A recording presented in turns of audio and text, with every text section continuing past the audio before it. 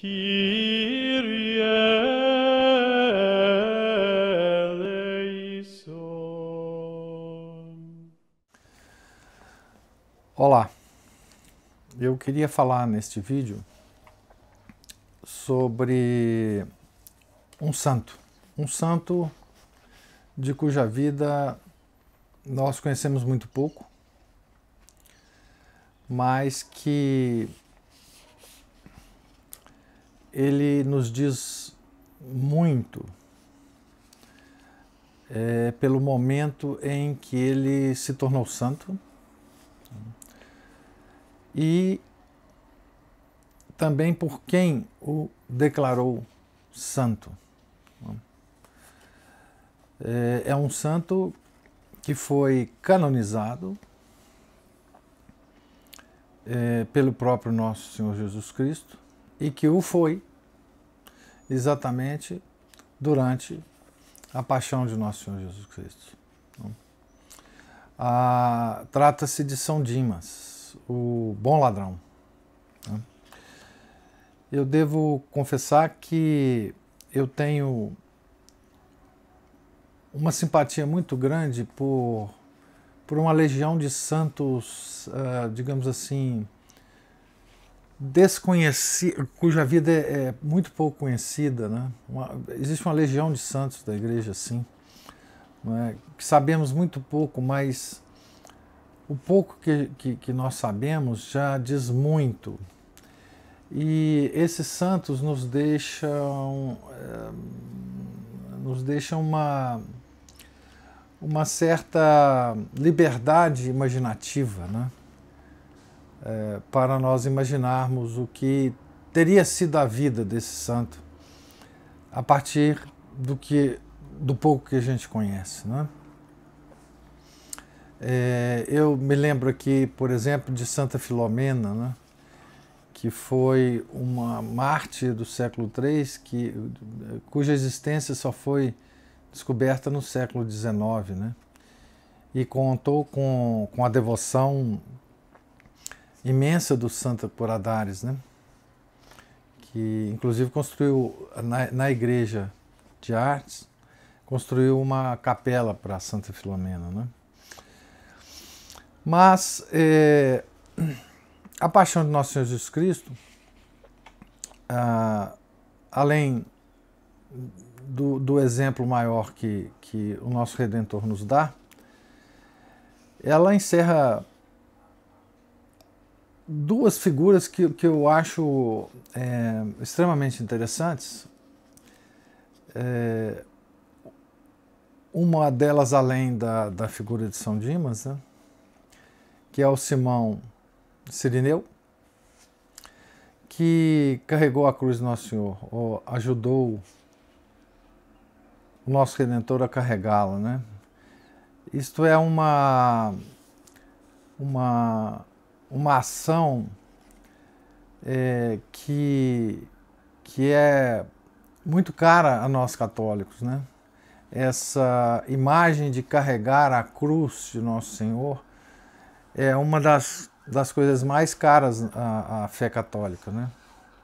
Tanto é que todos os conselhos que nós vemos, não só dos santos, mas das obras católicas, nos diz que uma das nossas funções, talvez a maior, é carregar a própria cruz, que nada mais é do que um pedacinho da cruz de Nosso Senhor.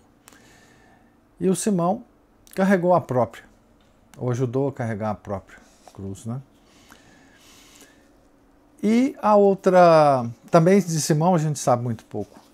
E a outra figura é, então, a desse santo que foi canonizado, né, por Nosso Senhor na cruz. Há várias coisas interessantes no pouco que a gente conhece desse santo, né? A primeira coisa, das palavras dele próprio na cruz, né, para Nosso Senhor, é que ele claramente percebeu a divindade de Nosso Senhor, a bondade de Nosso Senhor naquele momento, né? Porque ele expressou isto, né? A outra coisa que fica muito clara curiosamente, é que ao perceber a divindade de Nosso Senhor, ao perceber o sofrimento de Nosso Senhor e a inocência de Nosso Senhor, ele imediatamente começou a discutir com o mau ladrão. De certa forma, ele começou aí a já fazer um apostolado católico, né, defendendo Nosso Senhor Jesus Cristo e, portanto, defendendo a igreja. Né.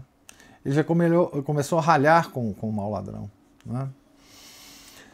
A outra coisa que salta aos olhos é que no processo de percepção da divindade de Nosso Senhor, ele percebeu os próprios pecados, ele percebeu a própria miséria. Não é? E o terceiro fato é que, percebendo a própria miséria e percebendo a divindade de Nosso Senhor Jesus Cristo, ele fez uma oração belíssima, que o padre Rothbard, quando ele trata do São Dimas, na coleção de 22 volumes, no dia 25 de março, o dia de São Dimas, ele diz que esta oração de São Dimas talvez seja a mais perfeita, ou uma das mais perfeitas que aparece na Bíblia. Né? E qual foi essa oração? Não é? Foi um pedido de São Dimas para que Nosso Senhor lembrasse dele quando Jesus entrasse em seu reino. Não é? Essa foi uma frase simples que saiu do coração de São Dimas. E todo esse processo, não é, de São Dimas nos mostra também o que é uma expressão doutrinária e teológica mais ou menos obscura, se a gente não procura entendê-la, que é o que se chama de a contrição perfeita. Não é? São Dimas teve a contrição perfeita, o arrependimento perfeito de todos os pecados que ele tinha feito. Não é? São Dimas era ladrão, ele participava do que no Novo Testamento e no Velho Testamento se chama daqueles salteadores, né? Enfim, os ladrões, né, que infestavam a região naquela época. Né? Portanto, o exemplo de São Dimas é extraordinário. Mas a literatura católica, não é? A tradição católica nos deixou uma biografia lendária de São Dimas, né? Que é muito bonita de se ler, não é? E ela se encontra, por exemplo, no livro Tesouro de Exemplos, né? Que eu recomendo muito. São 2 livros, 2 volumes de Tesouro de Exemplos, escrito pelo padre Francisco Alves, publicado na década talvez de 40, 50, pela editora Vozes, quando a editora Vozes ainda publicava livros católicos. Né? E ela se encontra por aí em PDF, vocês podem encontrar esse Tesouro de Exemplos, que eu recomendo muito, sobretudo para quem tem filhos, meninos e meninas. São historinhas altamente devocionais, altamente bonitas e recomendáveis. Mas nesse livro a gente encontra uma vida de São Dimas, lendária, que ele teria tido um contato, ainda bebê, com a família, com a Sagrada Família, na sua fuga para o Egito, e que o pai de São Dimas, o chefe de um bando de ladrões, teria percebido na Sagrada Família a santidade, a bondade e a humildade, e teria ajudado a Sagrada Família a não ser assaltada, a não ser molestada pelo bando de ladrões. E São Dimas, nessa época, menininho, sofria de lepra, todo coberto de lepra. e Nossa Senhora, tendo sido oferecido uma banheira para banhar o menino de Jesus, depois do banho do menino de Jesus, teria dito ao pai de São Dimas para que ele lavasse São Dimas naquela água do banho de Nosso Senhor, que ele seria curado. E o foi. Né? E o foi. E o pai nunca deixou São Dimas, nunca deixou de lembrar a São Dimas que ele tinha sido curado daquela forma e que talvez aquele menino santo fosse o Messias prometido. Não é? E que na cruz, não é, São Dimas teria feito esta ligação daquele evento da infância com aquele inocente que estava sendo morto, não é, na cruz. Não é? É uma história lendária, obviamente, mas é belíssima, né? Belíssima. O culto de São Dimas é um culto desde da antiguidade, desde da crucificação, e eu encontrei uma oração muito antiga, né? Alemã, né? A São Dimas. Né? Eu vou deixar na descrição do vídeo tanto o link para essa historinha lendária de São Dimas, quanto também a oração. A oração diz assim: ó espelho da verdadeira penitência, bem-aventurado Dimas, que por vossos grandes pecados fostes crucificado com o Cordeiro inocente de Deus, Jesus Cristo, e que por teres tido uma grande contrição, obtivestes de Jesus Cristo o perdão de vossas ofensas.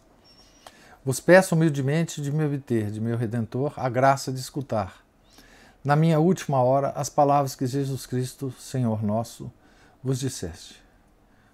Hoje estarás comigo no paraíso. Amém. Ó meu Dulcíssimo Jesus, queirais me receber na sociedade de vossos eleitos. Amém. Essa oração belíssima, né?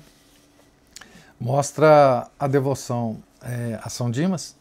E também tem aqui no Brasil santinhos, né, sendo vendidos, também com uma outra oração a São Dimas, que vocês podem encontrar por aí. Né? Então,